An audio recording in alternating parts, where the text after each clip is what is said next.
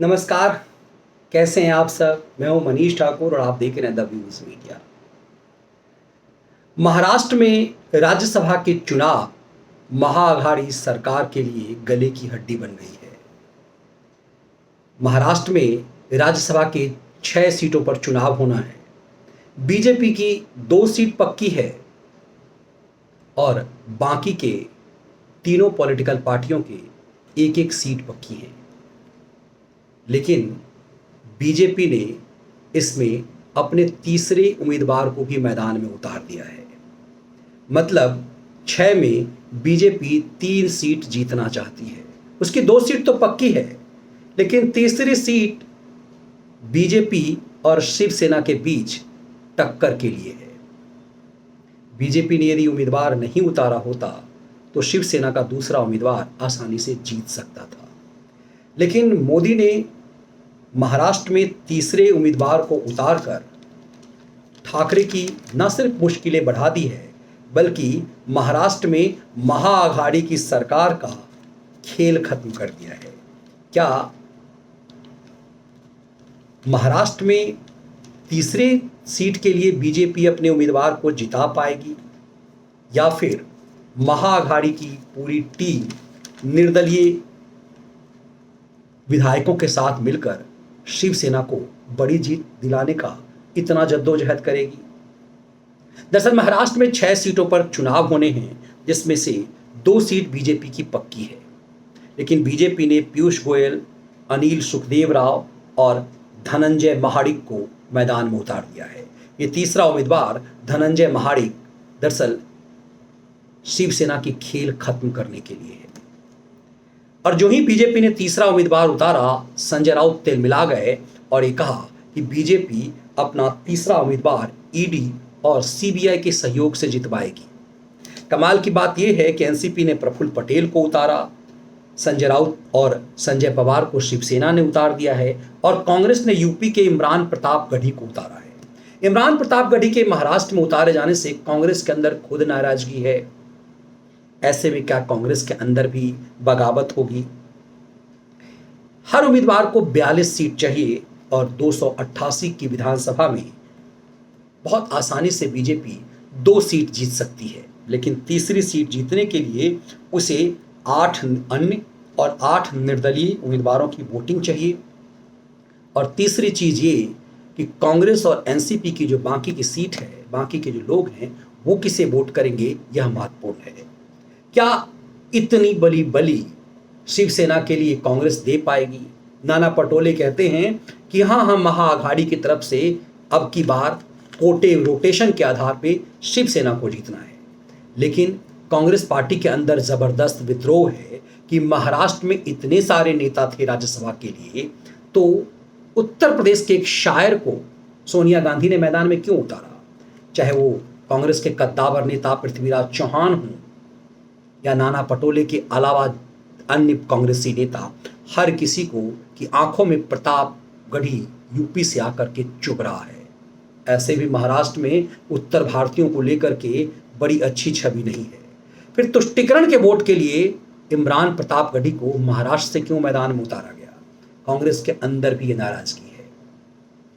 तीसरी तरफ कांग्रेस पार्टी शिवसेना को वोटिंग करे, यह उसके लिए बड़ी चुनौती है। ऐसे में पूरा पेंच ये फंस गया है कि कांग्रेस को भी लगता है कि शरद पवार जानबूझ करके राज्यसभा में बीजेपी की मदद करवाएंगे।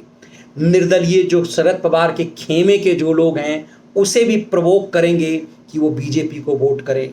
अन्य जो अदर्स जो 8 हैं, उसे भी शरद पवार, उसमें से 3 जो शरद पवार के खेमे के हैं, उसे भी पवार ये प्रेशराइज करेंगे कि वो बीजेपी के लिए वोटिंग करे शिवसेना के बदले। दरअसल पवार पर भरोसा न कांग्रेस को है न शिवसेना को, लेकिन यही पवार हैं जो कांग्रेस और शिवसेना को मिला करके महाअघाड़ी की एक सरकार भी बना लेते हैं। पावरफुल मंत्रालय अपने पास रखते हैं, उनके मंत्री जेल भी जाते हैं तो जेल से भी सरकार में बने रहते हैं, और जेल से जब वो सरकार में बने रहते हैं तो इसका बैड इफेक्ट उद्धव ठाकरे पर डालते हैं और कांग्रेस पर डालते हैं। कांग्रेस के ही नाना पटोले अक्सर कहते हैं कि हम सरकार के हिस्सेदार तो हैं, लेकिन हमें इसका गुड गेन नहीं हो रहा, हमें इसकी फायदा इसका नहीं हो रहा है, नुकसान इसकी बदनामी का हमें उठाना पड़ रहा है।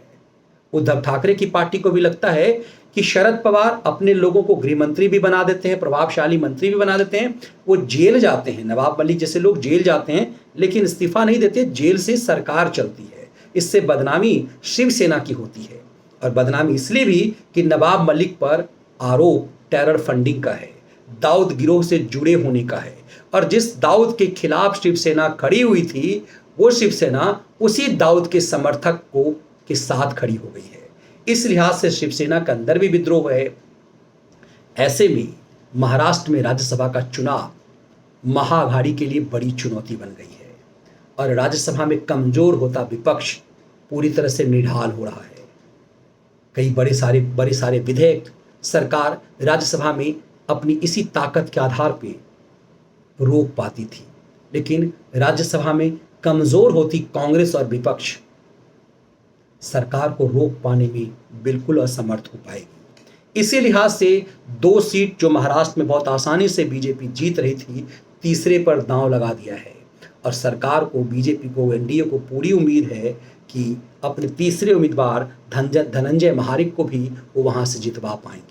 तो जो ही बीजेपी का तीसरा उम्मीदवार जीता, महाअघाड़ी पार्टी के अंदर जो मेल मिलाप का स्वांग है वो पूरी तरह से खुल करके सामने आ जाएगा। शरद पवार का खेल भी सामने आ जाएगा कि शरद पवार जाने अनजाने पर्दे के पीछे से मोदी की को मदद करने के लिए लाचार क्यों नजर आते हैं, और मोदी इसी का फायदा उठा रहे हैं राज्यसभा में अपनी पार्टी को मजबूत करने के लिए। महाराष्ट्र में राज्यसभा का चुनाव इसीलिए बेहद निर्णायक नजर आ रहा है, और यदि तीसरा उम्मीदवार महाराष्ट्र से जीत जाता है तो तय सी बात है महाअघाड़ी सरकार का काया पूरी तरह से तबाह हो जाना, आपस में ही लड़ झगड़ के बर्बाद हो जाना। ये महाअघाड़ी लगातार आपस में लड़ती झगड़ती रहती है, लेकिन सत्ता की ताकत हासिल करने के लिए, सत्ता का लाभ हासिल करने के लिए बनी हुई है। सरकार में बने बने पूरी तरह से शिवसेना तबाह हो रही है, अपनी ज़मीन खत्म कर रही है। इसका एहसास अब शिवसेना को हो रहा है, लेकिन जितना एहसास होने के बावजूद कुर्सी से चिपके रहने की लाचारी और मजबूरी उसके पूरे वजूद को खत्म करने वाला है। शिवसेना संभवतः अपनी इस पूरी वजूद की बर्बादी हासिल करके सत्ता और कुर्सी पर बने रहना चाहती है। इस राज्यसभा में चुनाव शिवसेना के लिए बेहद अपमानजनक होना है, और इसी में पवार का असली खेल खुलना है। पवार की क्या लाचारगी है, ये क्या बेबसी है, यह भी सामने आना है। मिले जुले तरीके से कई बार कांग्रेस और शिवसेना पवार के ऊपर हमलावर रुख अख्तियार तो करती है।